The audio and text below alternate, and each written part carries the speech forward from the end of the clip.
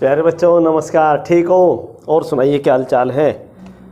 देखिए कुछ बच्चों के डाउट हमारे हाथ में हैं और वो हम इसलिए रिकॉर्ड कर रहे हैं, वरना हम फ़ोन करके भी समझा सकते हैं, एक्सप्लेन कर सकते हैं। उन्होंने खुद कहा कई बच्चों ने कि आप फ़ोन पे समझा दिया करो, लेकिन हो सकता है कि एक बच्चे का डाउट, एक स्टूडेंट का डाउट दूसरे का भी हो सकता है, उसका दिमाग ही नहीं गया हो, उसने सोचा ही ना हो इस तरीके से, क्योंकि हर किसी के सोचने का तरीका अलग है। जो आपने सोचा वो उन्होंने नहीं सोचा, जो उन्होंने सोचा वो आपने नहीं सोचा। लेकिन अगर दोनों की सोच के क्वेश्चंस आपको मिल जाएं तो कितना बढ़िया हो जाएगा। तो ध्यान से सुनिए। एक सुहानी जैन है, उस बच्चे ने कहा सर जो वॉल्यूम है, टाइडल वॉल्यूम है,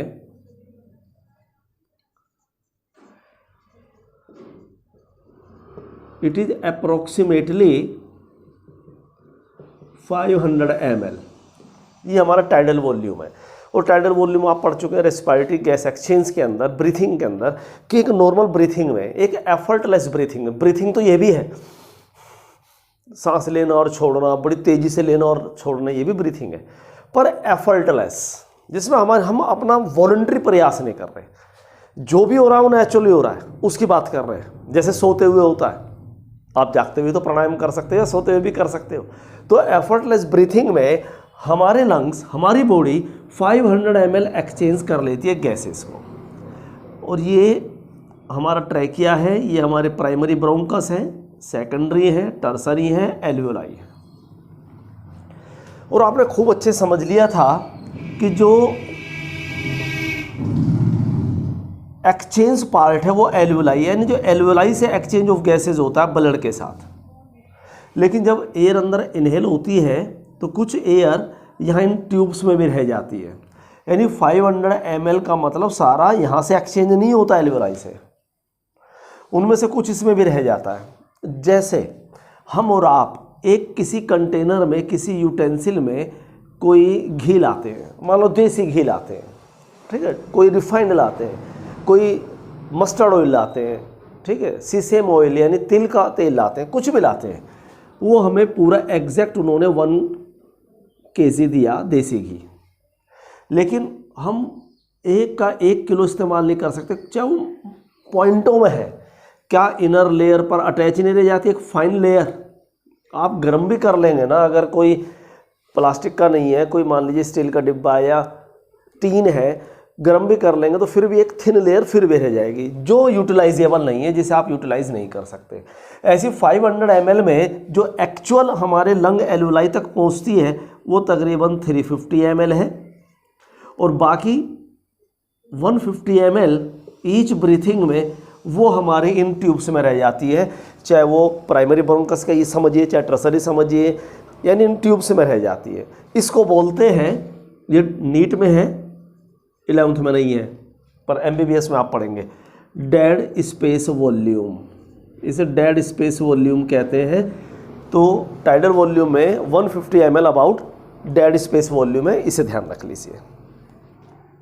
फिर इसे एक बच्चे ने कहा कि सर एक क्वेश्चन भेजा इन्होंने कि पहले से मिटा देते हैं। बड़ा अच्छा क्वेश्चन है, आपको आता भी होगा, आप कर भी देंगे, उस बच्चे ने भी कर दिया था, पर फिर भी हमने इसलिए इसे इंक्लूड किया कि आपको भी आ जाएगा और आपको ये भी पता लग जाएगा कि सर हम भी कर सकते हैं। व्हाट इज करेक्ट अबाउट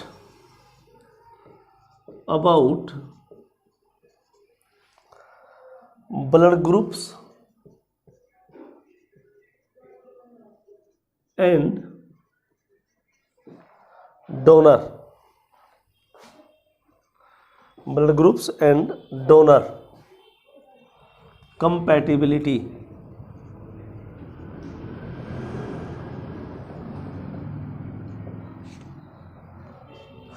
एक ऑप्शन है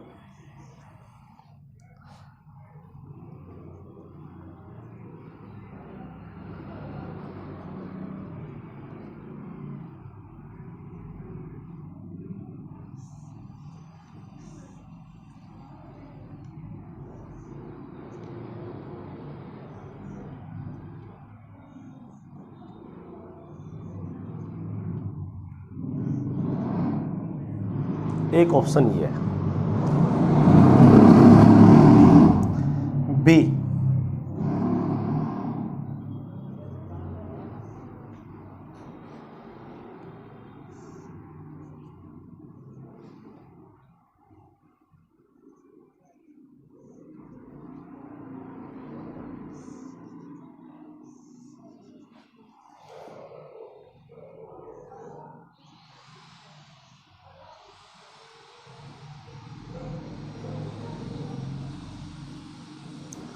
ये बी ऑप्शन है। आपने कहा बड़ा डरावना साहब ना, पर डरावना ही है नहीं, और कभी नहीं डरना चाहिए।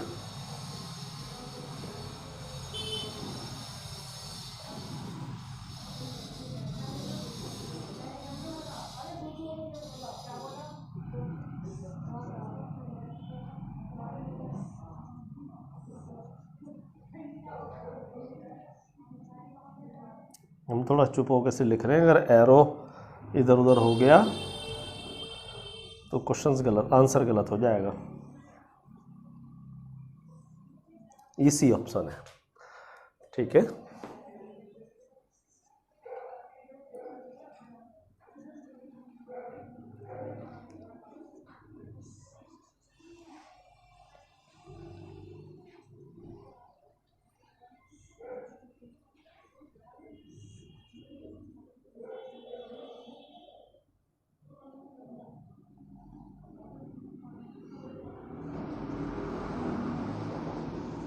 यहाँ कुछ नहीं है।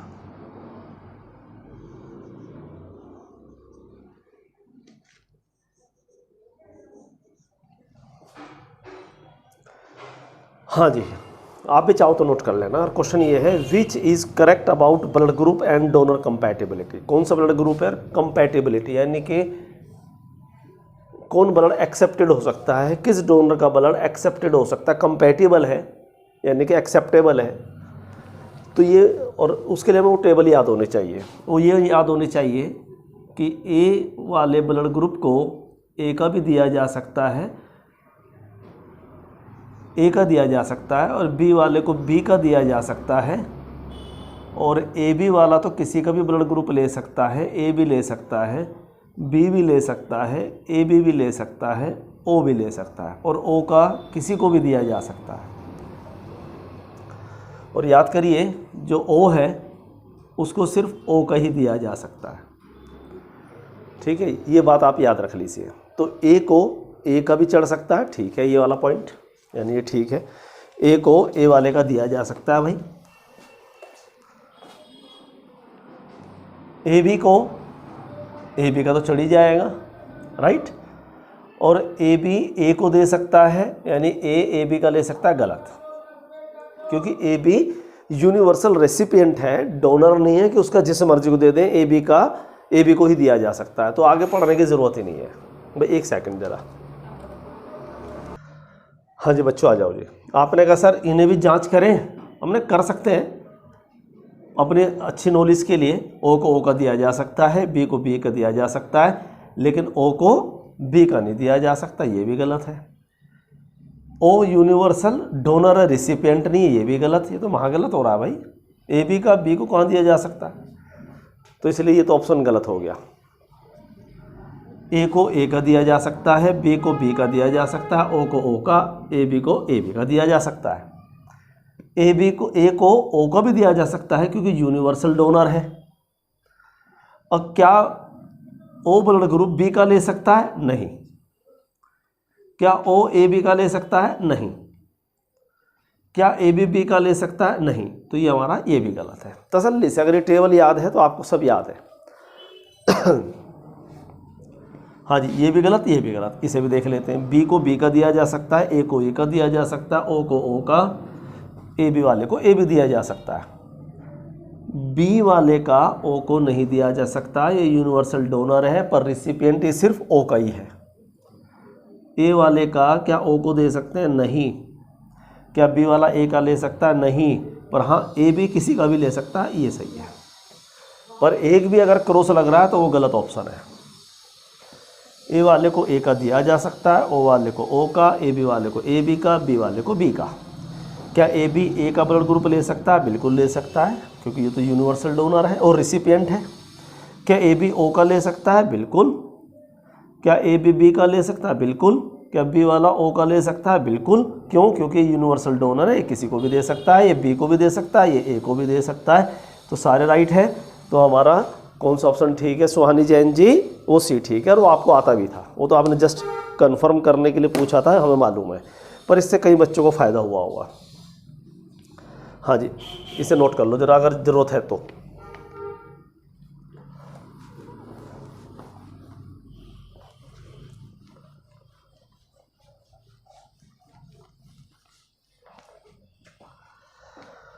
इन्होंने कहा सर, एक क्वेश्चन हो रहा है सुहानी जैन का,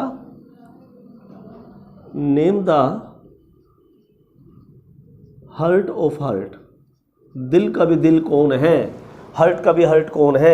आप जानते हैं जो हमारा हर्ट है, और हम ह्यूमन की बात कर रहे हैं तो 4 चैम्बर हर्ट है, और इसका काम है ब्लड को रिसीव करना बॉडी टिश्यूज से, लंग से, और फिर उसे पंप आउट करना। बॉडी टिश्यूज को करना ऑक्सीजनेटेड ब्लड, और रेस्पिरेटरी ऑर्गन को करना डीऑक्सीजनेटेड ब्लड। यानी हार्ट सप्लाई करता है, कॉन्टैक्ट में रिलैक्स होता है, यानी पंपिंग करता है तो ब्लड की सप्लाई होती है।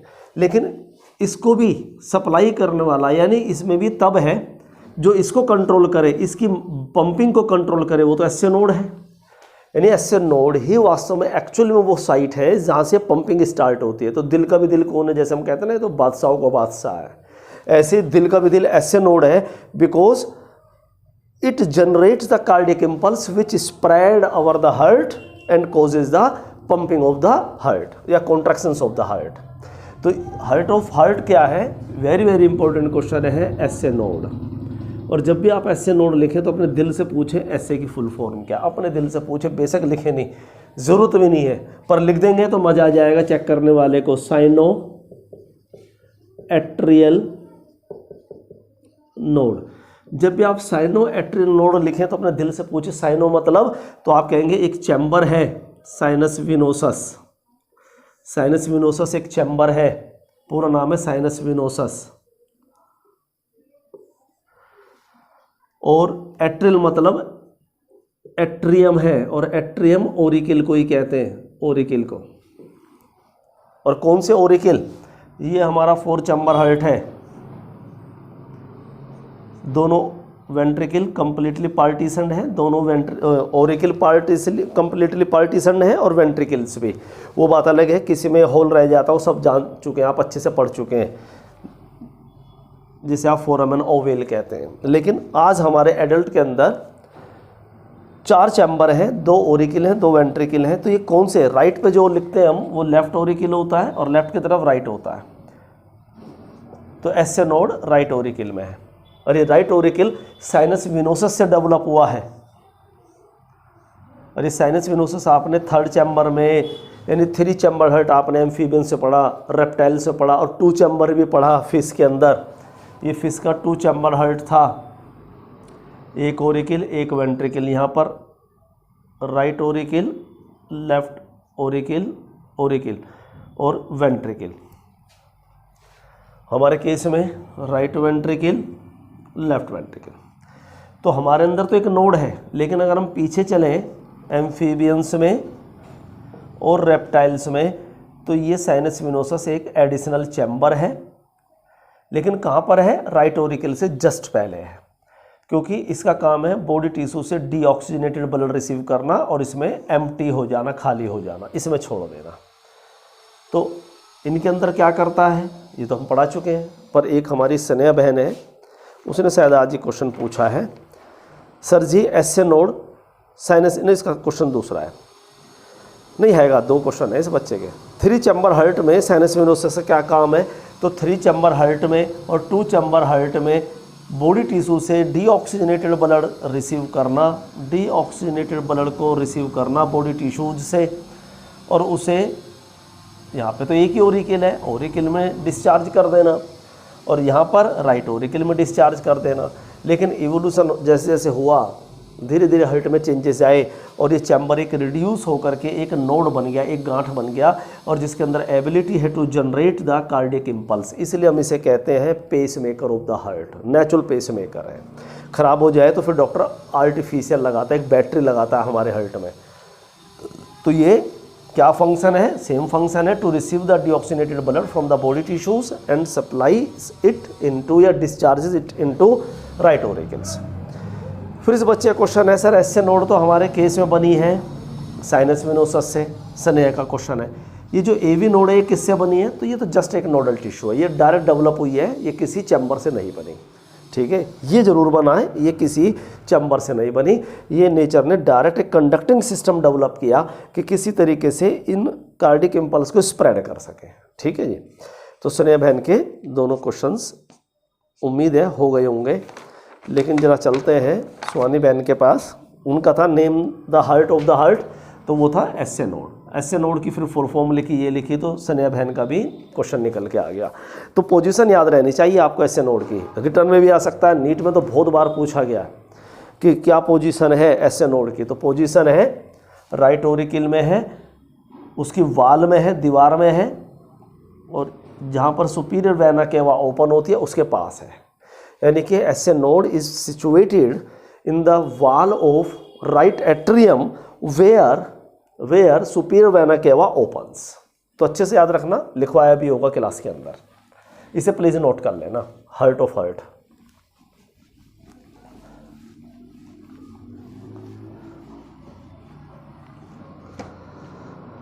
हाँ जी, एक मयंक जोशी जी है, मयंक जोशी हैं, बहुत प्यारा बच्चा है, उन्होंने कहा जी ग्लूको नियोजिनेसिस एंड ग्लाइकोजिनेसिस में क्या डिफरेंस है। ये नीट में वास्तव में है, इम्पोर्टेंट है, नीट के हिसाब से 11th के हिसाब से इम्पोर्टेंट नहीं है। तो ग्लूकोनियोजिनेसिस या ग्लाइकोनियोजिनोलाइसिस में क्या डिफरेंस है, ये हमारे मयंक जोशी जी का क्वेश्चन है। तो प्यारे बच्चों जी, जहाँ पर भी भाई फिर एक सेकंड रुक जाइए, हाँ जी आ जाओ बच्चों, तो जहाँ पे भी ग्लूको आ जाए ना कभी भी ग्लूको, तो वहाँ पर ग्लूकोज समझ लेना, और जहाँ पर भी ग्लाइको आ जाए, ग्लाइको, और आपको तो पूरा दिख रहा है ग्लाइकोजन, पर ग्लाइको भी आ जाए तब भी, या ग्लाइकोजन डायरेक्ट लिखा ही है ग्लाइकोजन। जब भी कहीं सफिक्स लगाओ लाइसिस तो ब्रेकडाउन, और कहीं पे भी लिखा हो जिनेसिस, सिंथेसिस यानी फॉर्मेशन, और नियो मतलब न्यू। अगर देखो ग्लूकोज की सिंथेसिस कार्बोहाइड्रेट से तो होती ही है, आप सब जानते हैं, जब हम कार्बोहाइड्रेट खाते हैं, अगर हम प्लांट खाते हैं, प्योर वेजिटेरियन है, तो हम स्टार्च लेते हैं, और स्टार्च से हमें ग्लूकोज मिल जाता है, जो आप जानते हैं। और अगर हम मीट खाते हैं तो हमें ग्लाइकोजन मिलता है, और ग्लाइकोजन से ग्लूकोज बन जाता है। लेकिन आपने ये भी पढ़ाया, हमने खुद, हमें मालूम है इस बात को, आपको भी मालूम है कि अगर कोई हमें किसी कमरे बंद करके छोड़ दे, बस हवा पानी देता रहे, खाने को कुछ ना दे, तो धीरे धीरे हमारी बॉडी का कार्बोहाइड्रेट ख़त्म होने लगता है, फैट ख़त्म होने लगता है, ठीक है, कार्बोहाइड्रेट भी ख़त्म, फिर फैट भी ख़त्म, फिर प्रोटीन टूटने लगती है, और वो प्रोटीन का ब्रेकडाउन होने लगता है। और प्रोटीन का जब ब्रेकडाउन होता है तो आप जानते हैं प्रोटीन किससे बना है, प्रोटीन की बेसिक यूनिट क्या है, आपने कहा अमीनो एसिड, तो इसकी अमीनो एसिड बनेंगी। भाई इस पेन की तो इंक पहले से ख़त्म हो चुकी है। तो प्रोटीन का जब भी ब्रेकडाउन होगा या डाइजेशन होगा तो क्या मिलेगा, अमीनो एसिड, और ये अमीनो एसिड ग्लूकोज बनाने लगते हैं। यानी कि ये शुगर नहीं है, शुगर तो ये है, ग्लूकोज तो शुगर से मिलता है, लेकिन जब कभी भी बॉडी के अंदर ऐसा तभी होगा जो नॉन शुगर से, नॉन कार्बोहाइड्रेट से, नॉन शुगर से जब ग्लूकोज बनेगा, तो इस कंडीशन को ग्लूकोनियोजिनेसिस कहते हैं। लेकिन ऐसा कब होगा, जब हमारी बॉडी स्टारवेशन में होगी, स्टारवेशन में होगी यानी भूखमरी होगी, तो तब हमारी बॉडी के अंदर प्रोटीन का ब्रेकडाउन होगा अमीनो एसिड में, और अमीनो एसिड से बॉडी में ग्लूकोज बनेगा, और फिर इस ग्लूकोज से ग्लाइकोलाइसिस होगा, क्रेब साइकिल होगा, और हमें एनर्जी मिल जाएगी। और अगर प्रोटीन भी खत्म हो जाएगी बॉडी से तो डेथ हो जाएगी। तो ग्लूकोनियोजिनेसिस समझ में आ गया होगा अच्छे से, इसका मतलब ये है। ग्लाइकोजन का टूटना, तो अभी हमने क्या कहा था, अगर कोई हमें बंद करके किसी कमरे बंद कर दे और हमें सिर्फ हवा और पानी देता रहे जोशी भाई, तो क्या होगा, हमने कहा था हमारी बॉडी में जो कार्बोहाइड्रेट है, और हमें एनिमल्स, आपने कहा आप भी, हमने सभी एनिमल है, हम ही क्या है, ह्यूमन एक एनिमल है, वो बात अलग है, हम सब हाईली इवोल्व्ड एनिमल्स हैं। तो हमारी बॉडी में कार्बोहाइड्रेट किस फॉर्म में स्टोर होता है? ग्लाइकोजन में स्टोर होता है, ग्लाइकोजन की फॉर्म में स्टोर होता है, लीवर में स्टोर होता है और मसल्स में स्टोर होता है। तो आप बैंक में पैसा इसलिए डालते हैं इमरजेंसी में काम आए, तो हमारी बॉडी के भी बैंक है लीवर और मसल्स। तो जब हमें बाहर से फूड नहीं मिलता तो हमारे लीवर में, हमारे मसल्स में ग्लाइकोजन ब्रेक होकर के क्या देने लगता है? ग्लूकोज। और फिर इस ग्लूकोज का ग्लाइकोलाइसिस, क्रेब्स साइकिल, एनर्जी मिल गई। तो जब भी ग्लाइकोजन का ब्रेकडाउन होगा तो this is called glycogenolysis. Glycogenolysis मतलब breakdown of glycogen in the body, in the liver, in the muscle during starvation. और जब भी फॉर्मेशन ऑफ ग्लूकोज होगा फ्रॉम नॉन कार्बोहाइड्रेट या नॉन शुगर मटेरियल से, लाइक प्रोटीन यानी अमीनो एसिड से, तो दिस इज कॉल्ड ग्लूकोनियोजेनेसिस। तो इसे लिख लेंगे तो सही रहेगा, आगे के लिए भी याद रहेगा। हाँ जी, एक क्वेश्चन है मानसी बंसल जी का। इन्होंने कहा सर कि जब हम बॉडी फ्लूइड पढ़ते हैं तो ब्लड तो आता ही है। बॉडी फ्लूइड हमारी बॉडी का एक तो ब्लड हो गया, एक लिम्फ हो गया। कि सर बॉडी फ्लूइड हमारी बॉडी में मेन जो है वो ब्लड है, और ब्लड को जब ब्लड वेसल से मूव करता है तो आप जानते हैं ये फिल्टर होता है, और ये फिल्टर ब्लड जब लिम्फ वेसल्स में आता है तो लिम्फ कहलाता है। पहले ब्लड फिल्टर होकर के बॉडी टिश्यूज़ में आता है, एक्स्ट्रा सेलुलर फ्लूइड कहते हैं, बॉडी टिश्यूज़ कहते हैं, एक फ्लूइड भी कहते हैं। और जब ये लिम्फ वेसल्स में आ जाता है तो लिम्फ कहते हैं। तो इन्होंने कहा सर ब्लड को तो प्रेशर देता है हार्ट ट्रांसपोर्ट होने के लिए, इसे प्रेशर कौन देता है? लिम्फ किसके प्रेशर से मूव कर रहा है बॉडी में? हमने एक तो प्रेशर, जब ब्लड बाहर फिल्टर हो रहा है और फिर जब इसमें थोड़ा मूव कर रहा है, थोड़ा प्रेशर तो नेचुरली है। पर आप जानते हैं ये ब्लड वेसल और लिम्फ वेसल हमारी मसल्स के बीच में से जा रहे हैं, इनके चारों तरफ मसल्स हैं। पहले ब्लड की सुन लेते हैं। ब्लड के ऊपर एक तो हार्ट का डायरेक्ट प्रेशर है और एक मसल्स का भी है। अगर आप बैठे रहते हैं, पैर पे पैर रख करके या हाथ रख करके सो जाते हैं, तो आप देखिए आपकी मस्कुलर मूवमेंट नहीं होती। आप पैर पे पैर रख के बैठे हैं, चेयर पे, स्टूल पर, क्लास में बैठे हैं कहीं, स्कूल में बैठे हैं कहीं, और आपकी बॉडी में हरकत ना के बराबर है, तो हार्ट का प्रेशर तो है ही। लेकिन जब पैर के ऊपर पैर रख के बैठ गए तो नीचे वाले पैर का मसल दब गई, यानी उसके प्रेशर कम हो गया। क्योंकि अगर हम चल रहे हैं, फिर रहे हैं, तो हमारी मसल्स प्रेशर लगाती हैं। जैसे ये ब्लड वेसल है, ये फिंगर, और इनको हम ऐसे दबाते रहें तो प्रेशर लग रहा है ना। तो हमारी ब्लड के ऊपर, हमारे लिम्फ के ऊपर एक तो हार्ट का प्रेशर है और एक हमारी मसल्स का प्रेशर है। इसलिए आपने देखा होगा जो बच्चे गर्मियों में, इवनिंग स्कूल की बात कर रहे हैं, जो बच्चे गवर्नमेंट स्कूल में यानी बॉयज़ हैं जो गवर्नमेंट स्कूल में पढ़ते हैं, और जब वो गर्मियों में प्रेयर ग्राउंड में यानी प्रे कर रहे होते हैं, प्रे ग्राउंड के अंदर या प्ले ग्राउंड के अंदर, तो आगे के बच्चे, क्योंकि टीचर भी खड़े होते हैं, तो वो ज़रा सा हिल नहीं पाते, आंख बंद करके खड़े हैं बस। तो अगेंस्ट ग्रेविटी ब्लड धीरे धीरे हो जाता है, यानी अगेंस्ट ग्रेविटी जा रहा है, स्पीड तो कम होगी, तो ब्रेन, और ऊपर से मस्कुलर मूवमेंट है नहीं, तो ब्लड धीरे धीरे कम होने लगता है ब्रेन के अंदर, और वो चक्कर खा के गिर भी सकते हैं अगर वो थोड़े वीक है, या वो बिल्कुल स्टैचू बने खड़े हैं। लेकिन जो पीछे के बच्चे हैं कभी गिरते नहीं देखेंगे आप चक्कर खाते हुए, कभी नहीं गिरेंगे। हम कभी नहीं गिरे, हमेशा पीछे खड़े होते थे।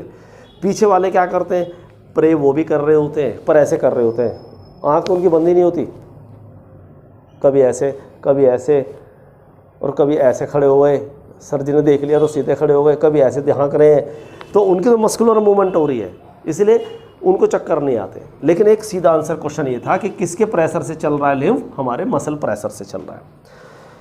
इस बच्चे ने कहा सर लुब, जो हार्ट की साउंड आपने पढ़ाई, फर्स्ट साउंड लुब, वो आपने इतनी बड़ी ड्यूरेशन की लिखवा दी सर, इतने सेकंड की होती है, लॉन्गर ड्यूरेशन है, जबकि पूरा कार्डियक साइकिल इतने ही सेकंड का है। कि सर कैसे संभव है? ये 0.8 है और यहाँ 0.16 है। शायद ये बच्चा हमारे हिसाब से, हमें नहीं पता सही क्या है, ये इसे 16 समझ रहा है, 16, इसे 8 समझ रहा है। तो खुद सोच लीजिए, ये 0.1 है, ये 0.8 है, ये ज़्यादा ड्यूरेशन नहीं है। उसमें से 0.1 की तो बात कर रहे हैं, 6 भी भूल जाइए, तो लगभग पॉइंट, यानी कि यहाँ पर 0.1 है, यहाँ 0.8 है।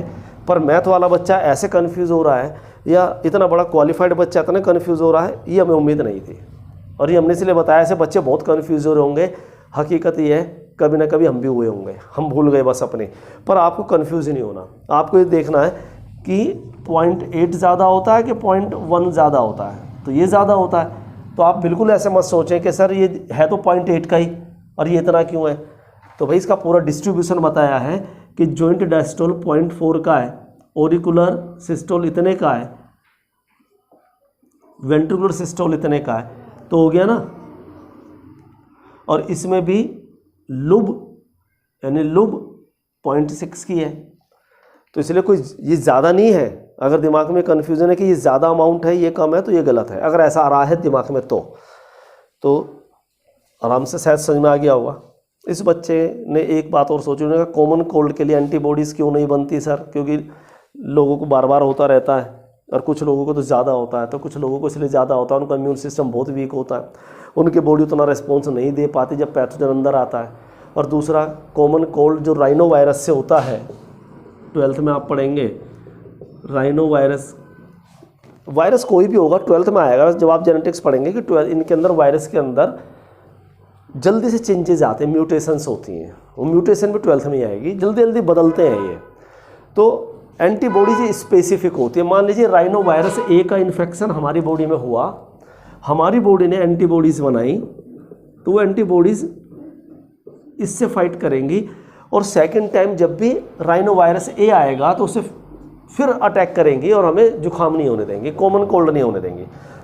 लेकिन एक बहुत बड़े डॉक्टर का कहना ये है, गूगल पे भी है, ऐसा कोई शायद ही कोई इंसान होगा जिसको सेम म्यूटेंट मतलब एक फॉर्म, एक वैरायटी शायद 2 बार या 3 बार अटैक करती हो, हर बार नया ही राइनो वायरस आता है। अब अगली बार राइनो वायरस बी आया तो हमारी एंटीबॉडीज़ तो स्पेसिफिक होती हैं, तो ए से फाइट करेंगी, ये इससे थोड़ी करेंगी।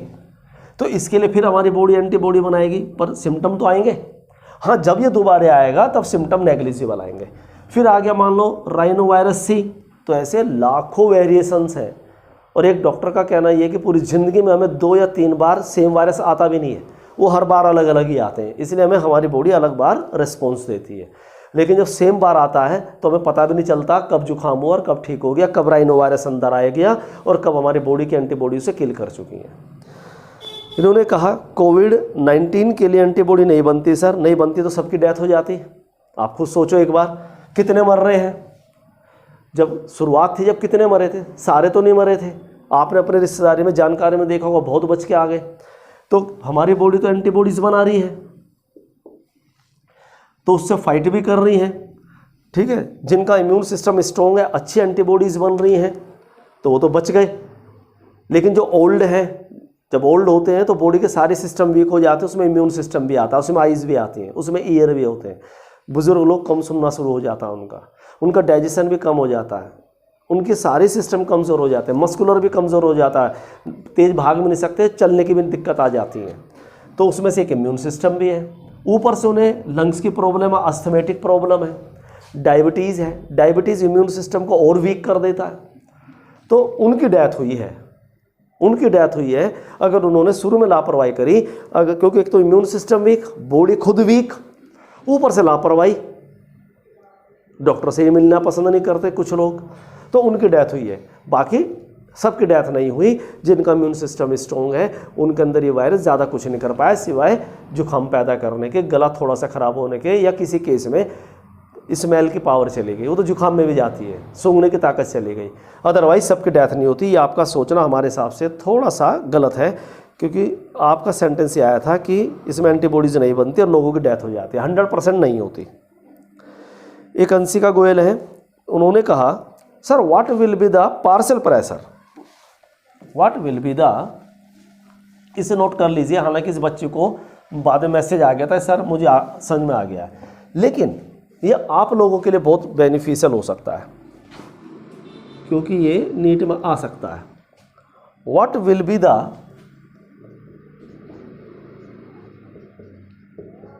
Partial pressure of oxygen and partial pressure of carbon dioxide in atmospheric pressure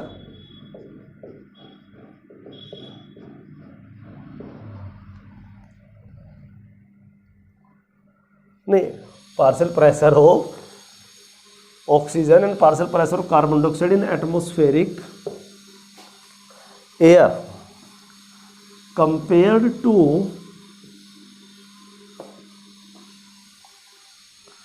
those in areolar.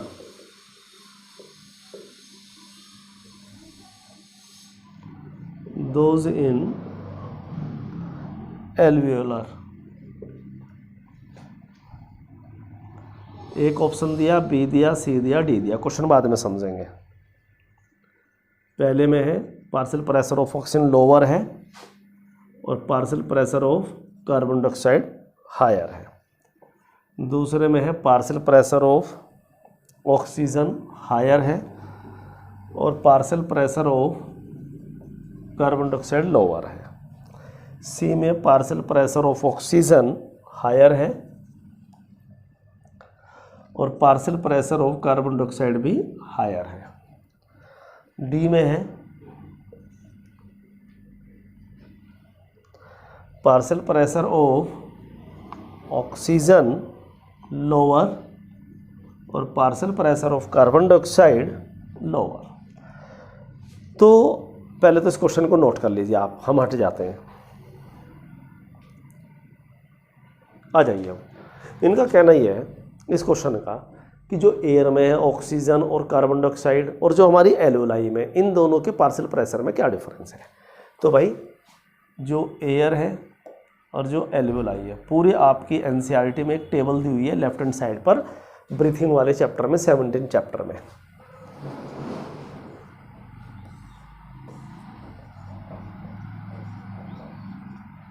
Air के अंदर पार्शियल प्रेशर है ऑक्सीजन का 159 mmHg और एल्वेओलाई में है 104, और इसका है एयर के अंदर कम, क्योंकि अंदर तो प्रोड्यूस होती है तो 40 है एल्वेओलाई में कार्बन डाइऑक्साइड का पार्शियल प्रेशर। तो अब यहाँ चेक कर लेते हैं पहला ऑप्शंस, दूसरा पहन लेते हैं भाई। पार्शियल प्रेशर एटमॉस्फेरिक एयर ये रहा और ये एल्वेओलाई है। वो कह रहे हैं कम है, तो गलत है, ज़्यादा होता है, ये गलत है। कार्बन डाइऑक्साइड का ज़्यादा है, ये सही है, पर ये गलत हो गया ना। वो कह रहे हैं पार्शियल प्रेशर एयर में ज़्यादा है, बिल्कुल सही है, ज़्यादा है। कार्बन डाइऑक्साइड का कम है, तो वास्तव में कम है भाई, ये भी सही है। आगे देख लेते हैं।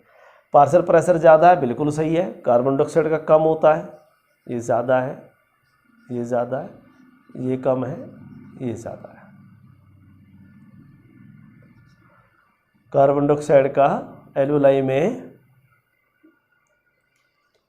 क्या था, ज़्यादा है, और पार्शियल प्रेशर अच्छा रे, उल्टा कर रहे हैं काम।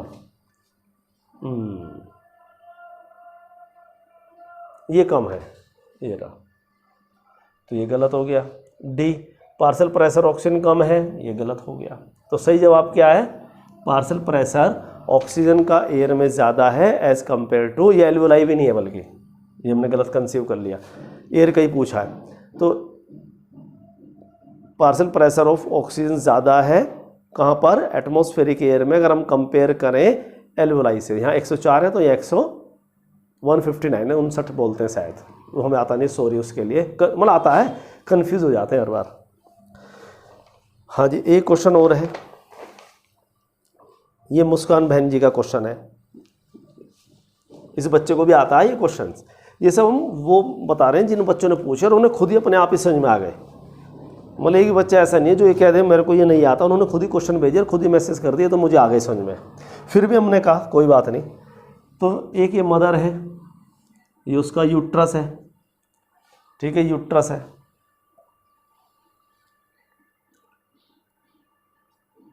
और ये RH नेगेटिव है और इसका फीटस है RH पॉजिटिव। तो आपको पता थी कंडीशन कि RH पॉजिटिव है तो इस पर RH फैक्टर है। प्रेगनेंसी में तो कुछ नहीं होगी समस्या, प्रेगनेंसी में तो कुछ नहीं होगी समस्या, लेकिन जब डिलीवरी होगी तो यहाँ प्लेसेंटा ब्रेक होगा तो ब्लड कम मिक्सिंग होगी और मदर के अंदर RH पॉजिटिव फैक्टर आ जाएगा और इनकी बॉडी एंटीबॉडी बना के से किल करेगी। तो ये तो हम पढ़ चुके हैं, लेकिन इस बच्चे का दिमाग ये चला गया कि सर कहीं पर 2 या 3 या ज़्यादा बच्चे भी तो हो जाते हैं एक प्रेगनेंसी में, उसमें कोई RH नेगेटिव भी हो सकता है, RH पॉजिटिव भी हो सकते हैं। 4 हो गए तो 2 हो सकता है RH नेगेटिव हो, या सारे RH नेगेटिव हो, सारे RH पॉजिटिव हो, कुछ भी हो सकता है। आपने 4 बच्चे हो सकते हैं, हमने 14 हो चुके हैं, 14 का गिनीज बुक में रिकॉर्ड है, ह्यूमन की बात कर रहे हैं। और जब आप 12th में आ जाएंगे तो आप पढ़ेंगे इनकी मम्मी के पास, इन बच्चों की मम्मी के पास ये 2 जीन है, स्मॉल r, क्योंकि इन्हें एक अपनी मम्मी से मिला हुआ, एक पापा से मिला हुआ। और इनके पापा के पास हो सकता है कैपिटल R हो या कैपिटल R स्मॉल r हो।